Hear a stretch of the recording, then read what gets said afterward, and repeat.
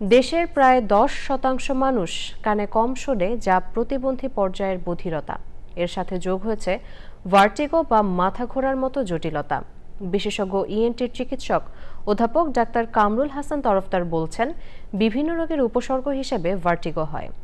এর সাথে সঠিক লাইফস্টাইল না মানা এবং স্ট্রেস থেকেও বাড়ছে ভার্টিগো। জান্নাতুল বাকিয়া কেকার রিপোর্ট।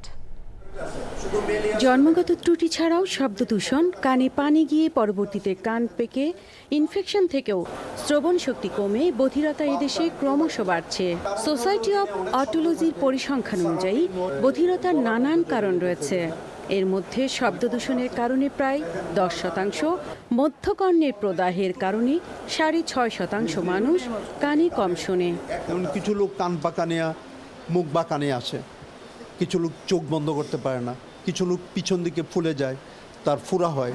তো এই ইনফেকশন কানের সাথে ব্রেনের দূরত্ব মাত্র 2 মিলিমিটার। কানে ইনফেকশন বাইরে ফুরা হয়ে বাইরে চলে যেতে পারে। হিয়ারিংয়ের কিছু একক আছে যে আপনি 0 ডেসিবেলে মানুষ শুনে। এখন আমাদের ব্যস্ততম আমরা সবসময় 80 ডেসিবেলে বেশি থাকে। এটা একটা ডিকটাম আছে।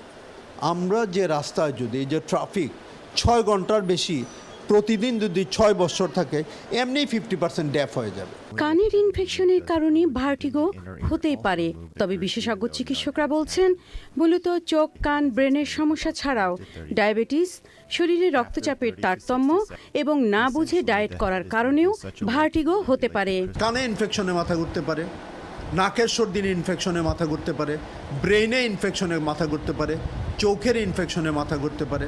স্পেশালি যেমন ডায়াবেটিস যদি আনকন্ট্রোল হয়ে যায়, হাইপোথাইরয়েডিজম থাকে, থাইরয়েডের সমস্যা থাকে, মাথা ঘুরতে পারে।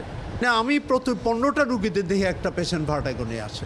হয়তো রেফারেল পেশেন্ট আমার কাছে প্রচুর আছে।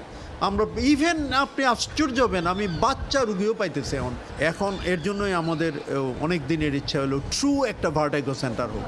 হালের আধুনিক জীবনযাত্রার সাথে স্ট্রেস ও সঠিক লাইফস্টাইলের সমস্যা থেকেও ভার্টিগো হচ্ছে।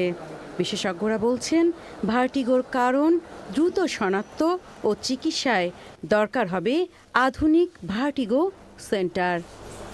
জান্নাতুল বাকিয়া কেকা, চ্যানেল আই, ঢাকা। দেশ জুড়ে যে কোনো কেনাকাটায় 10,000 টাকার বেশি অফার, তাই পেমেন্ট মানেই বিকাশ।